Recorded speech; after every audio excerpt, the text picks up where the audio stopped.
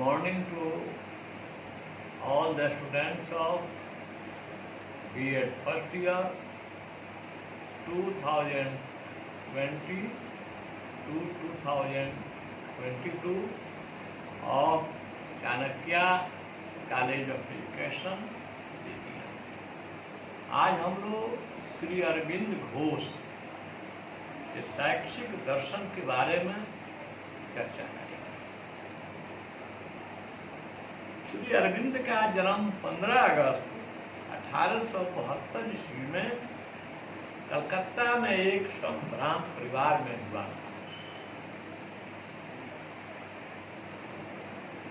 इनके दो भाई थे, विनय भूषण और मदन मोहन घोष। अरविंद की आरंभिक शिक्षा दार्जिलिंग में लोरेंटो कॉन्वेंट में हुई। 7 वर्ष की अवस्था में ही उन्हें अध्ययन के लिए इंग्लैंड भेज दिया गया। वे लंदन और कैम्ब्रिज में शिक्षा ग्रहण करने हेतु 14 वर्ष तक रहे।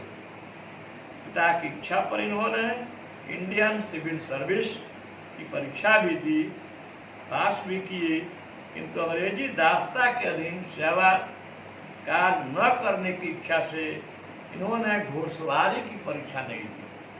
हॉर्स रेसिंग की परीक्षा में जान करके शामिल नहीं हुई, अतः उन्हें असफल घोषित कर दिया गया। सन 1901 ईस्वी में उनका विवाह मृणालिनी देवी के साथ हुआ। आप लोगों को मालूम होगा रविन्द्रनाथ टैगोर का विवाह भी हुआ था मृणालिनी देवी के साथ, और इनका भी विवाह हुआ मृणालिनी देवी के साथ। सन 1906 ईस्वी में एरिसाल में राजनीतिक सम्मेलन में सम्मिलित हुए। यद्यपि राजनीति के क्षेत्र में वे केवल 4 वर्ष ही रहे, परंतु इतने समय में ही युगांतर, वंदे मातरम, धर्म और कर्मयोगी के माध्यम से अपने विचार जनता तक पहुंचाते रहे। श्री अरविंद ने स्वराज को ही भारतीय लक्ष्य माना। अपनी क्रांतिकारी राजनीति के कारण वे अलीपुर जेल में भी रखे गए, जहां पर उन्हें आध्यात्मिक चेतना का प्रथम आभास हुआ। सन 1910 ईस्वी में वे प्रथम बार पांडिचेरी गए और वहीं पर योग साधना आरंभ की। सन 1925 में श्री अरविंद ने सुपर माइंड विषय में प्रथम वक्तव्य दिया और अपना सारा समय योग साधना में ही व्यतीत करने लगे। ऐसा महान विभूति 5 दिसंबर 1985 को हमेशा के लिए परलोक में चले गए। जीवन दर्शन इनके जीवन दर्शन है, उसके बारे में हम लोग चर्चा कर रहे हैं। मानव जीवन का अंतिम उद्देश्य है सत, चित और आनंद की प्राप्ति। सच्चिदानंद जिसको कहते हैं, उसकी प्राप्ति करना, वही मानव जीवन का अंतिम लक्ष्य है। दूसरा है भौतिक एवं आध्यात्मिक तत्वों के अभेद, उनके बीच कोई भेद नहीं है, वो जान लेना ही सच्चा ज्ञान है। तीसरा है वस्तु जगत का ज्ञान ज्ञानेंद्रियों द्वारा होता है, और आत्म तत्व का ज्ञान अंतःकरण द्वारा होता है। दूसरे प्रकार की ज्ञान की प्राप्ति के लिए, अर्थात आत्म तत्व के ज्ञान के प्राप्ति के लिए योग की क्रिया को वे आवश्यक मानते थे। मानव जीवन जीवों की सर्वोत्तम योनि है। हम जानते हैं कि 84 लाख योनियों में एक मानव योनि है। उसमें सर्वोत्तम योनि जो है वह मानव योनि है। सच्चित आनंद की प्राप्ति के लिए कर्म योग एवं ध्यान योग दोनों आवश्यक है। ज्ञान के दो रूप होते हैं, एक जगत ज्ञान, दूसरा आत्मज्ञान। जगत ज्ञान जो है सांसारिक वस्तुएं हैं जिनको हम अपने आंखों से देखते हैं, उसी को कहते हैं द्रव्य ज्ञान या जगत ज्ञान। और दूसरा है आत्मज्ञान, वह है जिसको अपनी आंखों से नहीं देख सकते।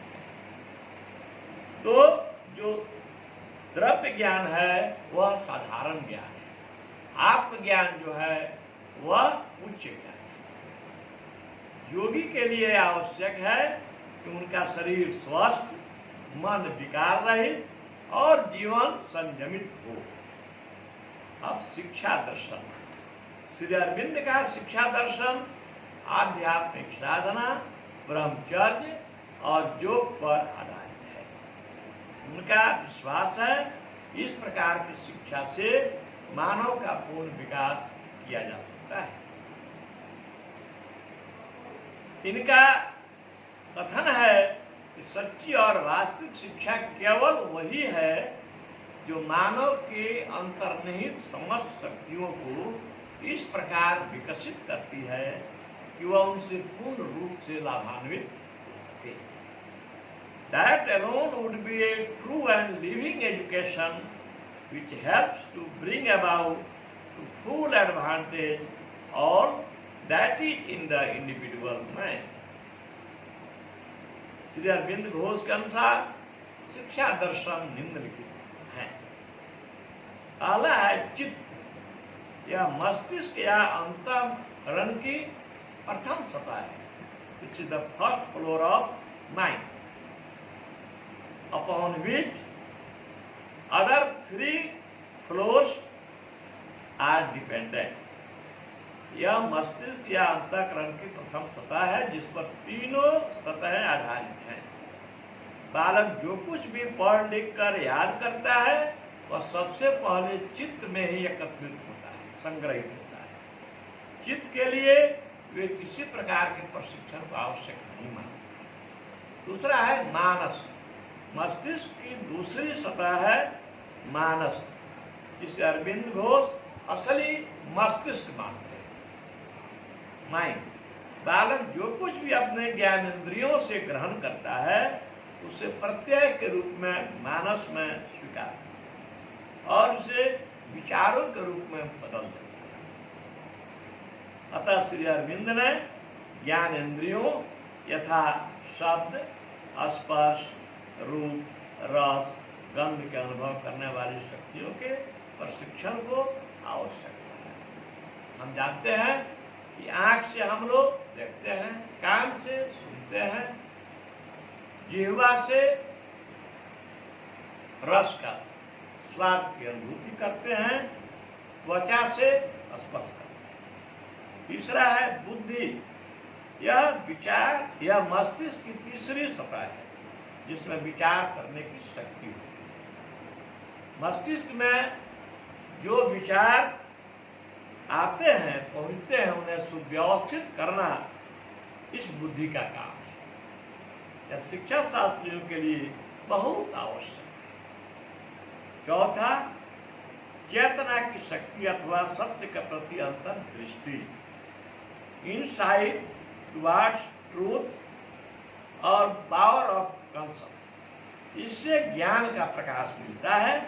यह बिरले मनुष्यों के पास है, यह सब आदमी के पास नहीं होता है, लेकिन बहुतों के पास अपूर्ण अथवा क्षणिक प्रकाश के रूप में है।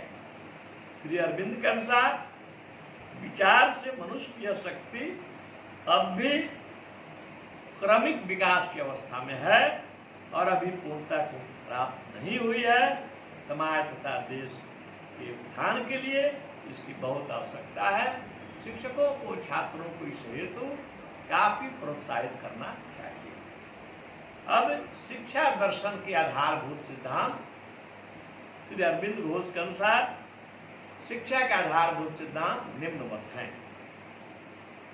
शिक्षा बालक का शारीरिक, मानसिक, आध्यात्मिक, चारित्रिक एवं संवेगात्मक विकास करे और उसे पूर्ण मानव बनाए। दूसरा, इन्होंने भी रविन्द्रनाथ टैगोर के अनुसार या महात्मा गांधी के अनुसार शिक्षा का माध्यम मातृभाषा को माना। वे लोग भी माने थे, ये भी। कह रहे हैं कि नहीं, शिक्षा का माध्यम मातृभाषा होना चाहिए, बालकों की मातृभाषा। तीसरा, शिक्षा में धार्मिक कूट अवश्य होना चाहिए, अन्यथा भ्रष्टाचार है।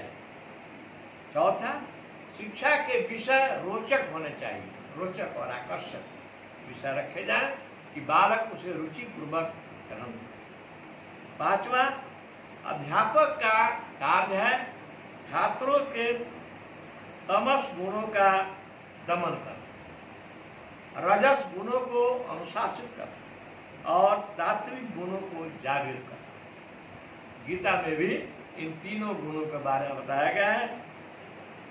तमस गुण है, आदमी उसमें जो है असुरी प्रवृत्ति का हो जाता है, राक्षसी प्रवृत्ति का हो जाता है। वह किसी की भी संपत्ति हड़प सकता है, किसी की भी कोई भी चीज छीन सकता है, यही है तमस गुण। रजस गुण है अधिक से अधिक लाभ कमाना, और सात्विक गुण है सत्य धर्म। अध्यापक का कार्य छात्रों के तमस गुणों का दमन करना, रजस गुणों को अनुशासित करना है, नियंत्रित करना है, और सात्विक गुणों को जागृत करना है। छठा है, शिक्षा का आधार ब्रह्मचर्य होना चाहिए। सातवां, शिक्षा का केंद्र बिंदु बालक होना चाहिए, बालक के इर्द गिर्द ही शिक्षा की सारी प्रक्रिया चलनी चाहिए।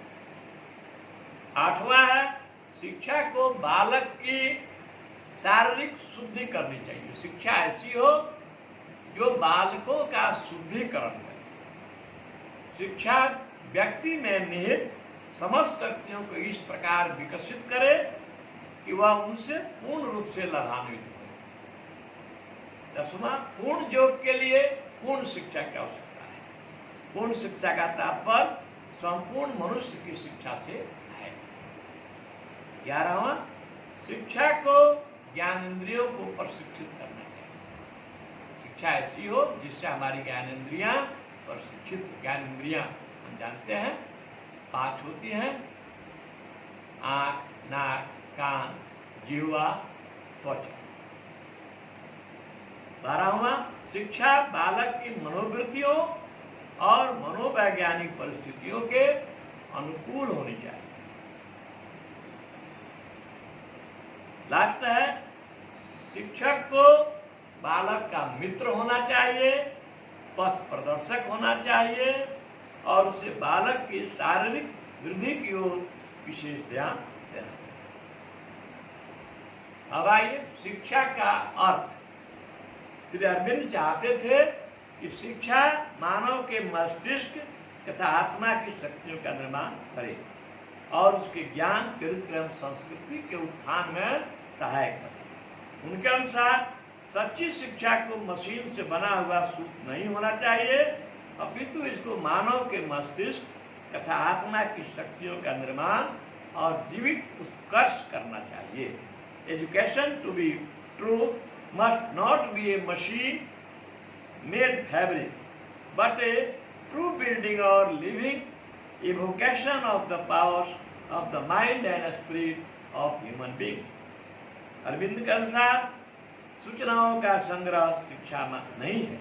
सूचनाएं ज्ञान की नींव नहीं हो सकती, वे अधिक से अधिक सामग्री हो सकती हैं जिनके द्वारा जानने वाला अपने ज्ञान की वृद्धि कर सकता है, अथवा ये वे बिंदु हैं जहाँ से ज्ञान को आरंभ करके नई खोजों को निकालना प्रारंभ किया जाए। वे आगे कहते हैं, शिक्षा ऐसी होनी चाहिए जो आधुनिक जीवन की आवश्यकताओं की पूर्ति करे और बालकों को कर्मठ नागरिक बनाए।